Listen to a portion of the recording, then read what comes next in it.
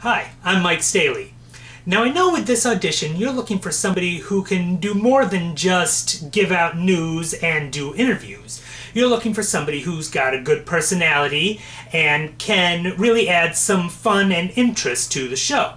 So rather than just sit here and tell you why I'd make a good co host, I am going to show you why I would make a good co host. With issue 35 officially in the books, Cliff Chiang and Brian Azzarello have finally completed their run on Wonder Woman. Many fans are very disappointed to see the two of them stepping away from the book, as they have done a great deal to really revitalize the character. People are very excited and showing a lot of anticipation for whatever's going to come next for the most famous superheroine in history. Excellent. I am another ring closer to being able to emulate the cover of Green Lantern 48.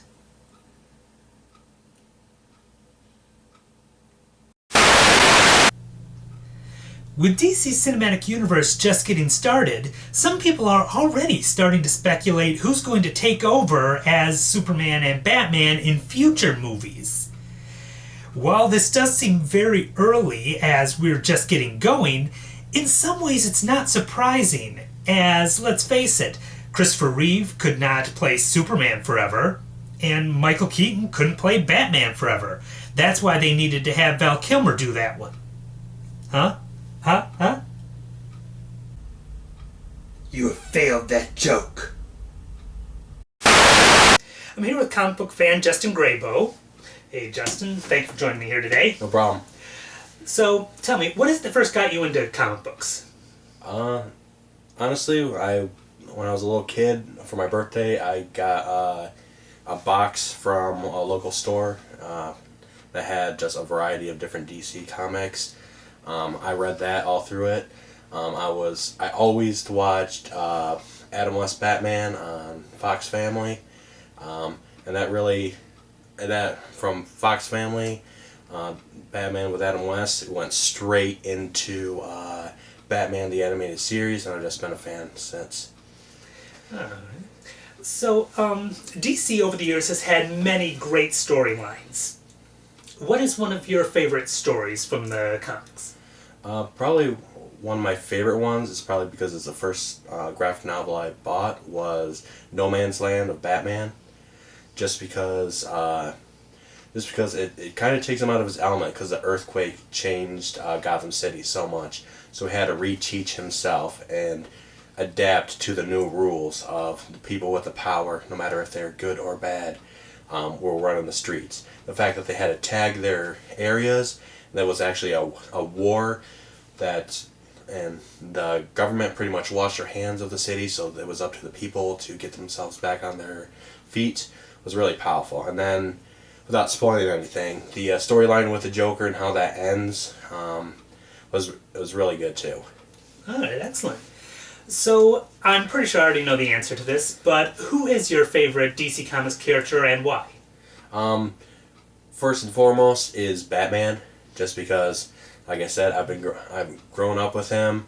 I love all the different renditions of him, from Michael Keaton to Adam West to, I won't say George Clooney, because that's kind of you have to take the bad with the good. But so I always like Batman, but I have to say my second favorite has to be Jason Todd, the Red Hood.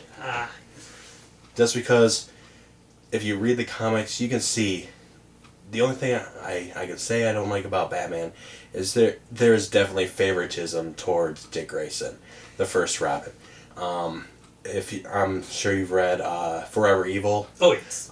Near the end of it, when, spoilers if you haven't seen it, when he threatens to kill Lex Luthor if he didn't get Dick Grayson out of that machine, I'm reading that and the first thing that popped in my head, you would kill Lex Luthor for letting the first Robin die, but Joker, who actually killed the second Robin, I'll just put him in jail. And you wonder why Jason Todd is so bitter. Yeah. I mean, that's the first thing that popped into my head. And now he went from like an anti-hero that was also a villain to an anti-hero. Now I liked how he took what he fears most, which was the Joker, and he made it his own. So I've really liked the storyline with Arsenal and Starfire that he's in right now. The city of Metropolis was attacked today by a giant monster. The crisis was averted when Superman threw the giant monster into the sun. However, due to the sun being full of all the other things that Superman has thrown into it, it refused the monster. Superman subsequently threw the sun into another sun at a further galaxy. The end of the human race is imminent. When we return, Crazy Woman claims her husband's soul is inside a sword. Oh, Cassandra Cain. I know one day you're going to come back to the DC Universe full time. I have faith. I won't lose hope, Cass! She's ink on a page, man. Shut up!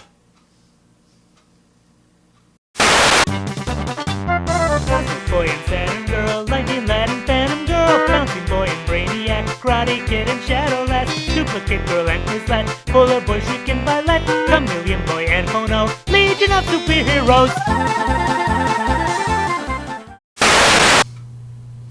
Alright, I hope you've enjoyed my video. I thank you very much for the opportunity, and I hope I'll have an opportunity to work for you. You have failed this video.